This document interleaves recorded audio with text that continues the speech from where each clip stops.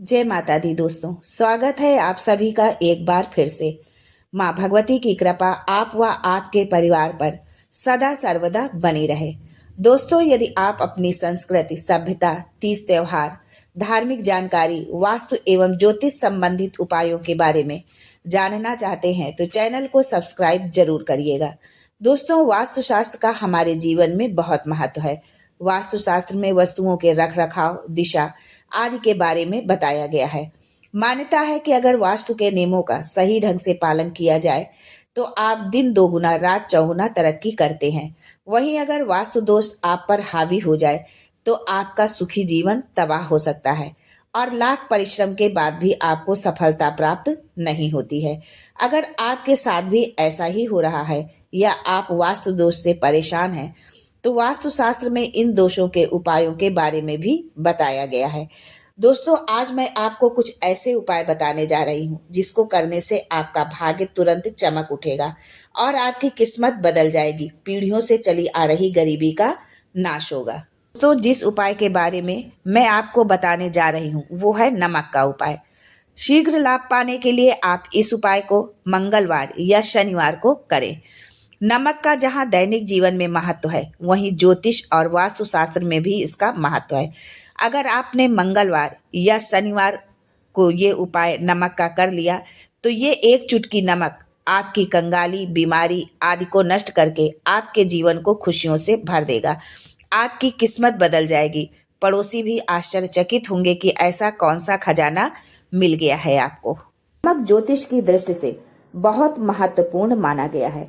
नमक के जीवन में कई उपयोग किए जा सकते हैं, चाहे वो फिजिकल हो या अपने भाग्य व ग्रहों को सुधारने के लिए हो या भोजन में हो। हर प्रकार से नमक हमारे जीवन में उपयोगी है। नमक हमारी आयु बढ़ाता है तो हमारी आयु घटाता भी है। नमक के बहुत सारे उपाय होते हैं, पर आज मैं जो आपको उपाय बताने जा रही हूँ वो बहुत ही अद्भुत और चमत्कारी है। नमक कई प्रकार के होते हैं, जैसे सेंधा नमक या पहाड़ी नमक या व्रत वाला नमक भी इसे कहते हैं। समुद्री नमक, काला नमक, सादा नमक। सेंधा नमक या रॉक साल्ट, इसमें कैल्शियम, पोटेशियम और मैग्नीशियम की मात्रा सादे नमक की तुलना में काफी ज्यादा होती है। ये सेहत के लिए बहुत अच्छा है। जिन्हें किडनी या हृदय संबंधी समस्याएं हैं उन्हें इस नमक का सेवन करना चाहिए। ये उनके लिए काफी फायदेमंद होगा। काला नमक पाचन क्रिया के लिए काफी फायदेमंद होता है, लेकिन इसके अत्यधिक सेवन से नुकसान होने का भी खतरा रहता है। लेकिन यहाँ जो उपाय आपको बताने जा रही हूँ वो है सफेद वाले नॉर्मल नमक का। इसका इस्तेमाल करके आप अपने घर में सुख समृद्धि ला सकते हैं। यदि आपका चंद्रमा कमजोर हो तो समुद्री नमक या सादा नमक का इस्तेमाल नहीं करना चाहिए, बल्कि सेंधा नमक का इस्तेमाल करना चाहिए। इससे आप रक्तचाप यानी ब्लड प्रेशर की समस्या से बचे रहेंगे। घर के किसी भी कोने में कांच के बर्तन में नमक भर के आपको रखना चाहिए। किसी भी कोने में रखिए, इससे आपके घर में सकारात्मक ऊर्जा का संचार होता रहेगा।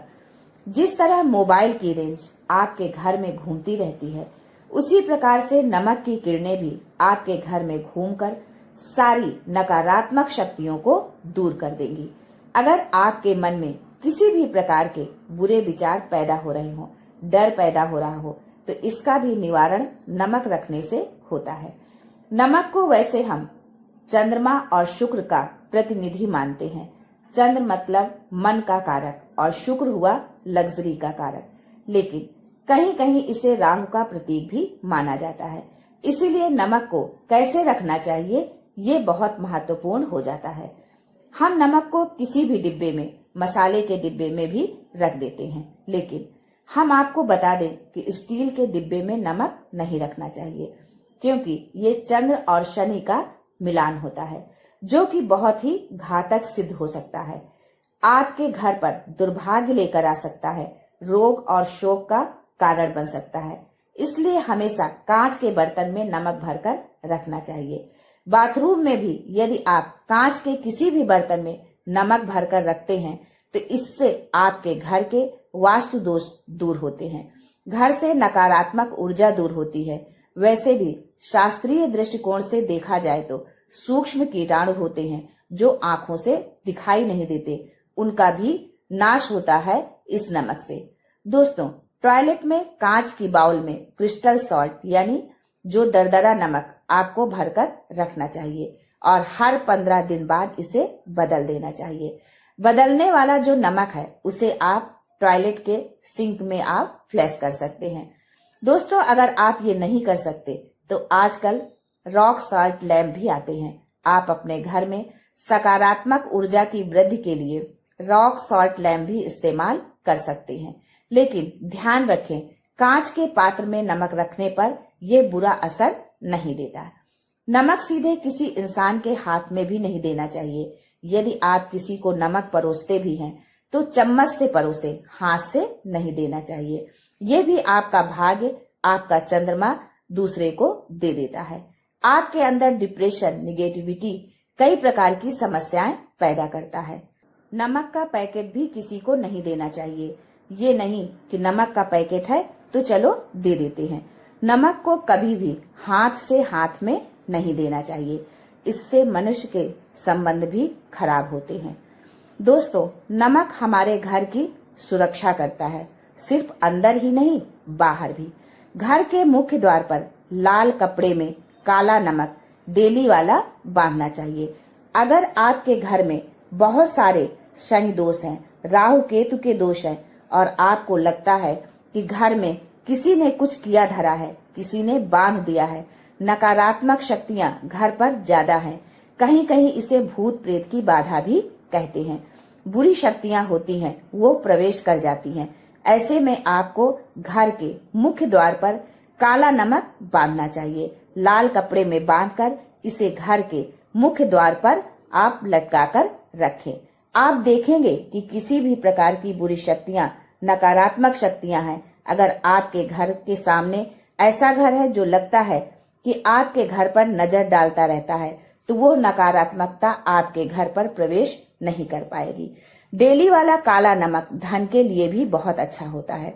दुकान के मेन गेट पर भी इसे आप टांग सकते हैं।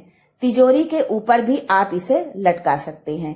इससे दिन दूना रात चौगुनी उन्नति होने लगती है। दोस्तों, नमक को जब आप रखें तो उसमें 4-5 लौंग भी डाल दें। अगर आप धन के लिए करना चाहते हैं तो धन की आवक शुरू हो जाती है। घर में अगर पैसे की बरकत नहीं होती है तो पैसे की बरकत होने लगती है। नमक कभी खराब नहीं होता है, ये घर में धन लेकर आता है। एक छोटा सा उपाय और आपको बताती हूँ। कांच के गिलास में पानी और नमक मिलाकर घर के नैऋत्य कोण में रख दें और उसके पीछे आप लाल बल्ब जला सकते हैं। अगर आप रॉक सॉल्ट लैंप नहीं यूज करना चाहते, और जब भी पानी सूख जाए तो गिलास साफ करके उसमें दूसरा पानी डाल दें और बचे हुए नमक को फ्लैश कर दें। दोस्तों, दक्षिण पश्चिम के बीच का भाग नैऋत्य कोण कहलाता है। घर में एक बार नमक का पोंछा जरूर लगाना चाहिए। पानी में थोड़ा सा खड़ा समुद्री नमक, वो नहीं हो तो नॉर्मल नमक मिला सकते हैं। सिर्फ गुरुवार के दिन आपको ये काम नहीं करना चाहिए, बाकी दिन आप कीजिए, इससे नकारात्मक ऊर्जा नष्ट हो जाती है। दोस्तों, प्राचीन काल से नमक को बच्चे की नजर उतारने के लिए काम में लिया जाता है। कहते हैं कि एक चुटकी नमक उतारकर पानी में बहा दो, या नमक 7 राई के दाने लेकर लाल मिर्च के साथ बच्चे के ऊपर से या जिस किसी पर लगता है कि किसी ने कुछ किया धराया है या नजर दोष है तो 7 बार घुमा के आग में जला देना चाहिए, या गैस के ऊपर तवा रखकर उसमें डाल देना चाहिए। यदि उससे मिर्चे की झाड़ नहीं निकलती तो समझ लीजिए नजर लगी है। ये उपाय आप लगातार 3 दिन तक करें। रविवार और मंगलवार को करने पर ये ज्यादा प्रभावशाली होता है। नजर उतारने के लिए बाएं हाथ का इस्तेमाल करना चाहिए, इससे नजर जल्दी उतरेगी। एक बात का हमेशा ध्यान रहे कि जो भी नजर उतारे वो आपकी उम्र से बड़ी उम्र का होना चाहिए, और यदि छोटी उम्र का है तो उसके अंदर बहुत सारी पॉजिटिविटी होनी चाहिए। वो भगवान से जुड़ा हुआ होना चाहिए, आध्यात्म उसमें बहुत ज्यादा हाई लेवल पर होना चाहिए। तभी आप अपने से किसी छोटी उम्र के बच्चे से नजर उतरवा सकते हैं। अगर आप कुछ भी नहीं कर सकते हैं तो आप एक मुट्ठी नमक ले लीजिए और उल्टी दिशा में 3 बार घुमा के दरवाजे के बाहर फेंक दें। लेकिन बाहर फेंकने को हम प्रेफर नहीं करते हैं, क्योंकि कहते हैं कि नमक में पैर नहीं लगना चाहिए, हमेशा पानी में उसे बहा देना चाहिए या जला देना चाहिए। 3 दिन तक लगातार आप चाहें तो इस उपाय को कर सकते हैं, बहुत अच्छा होगा।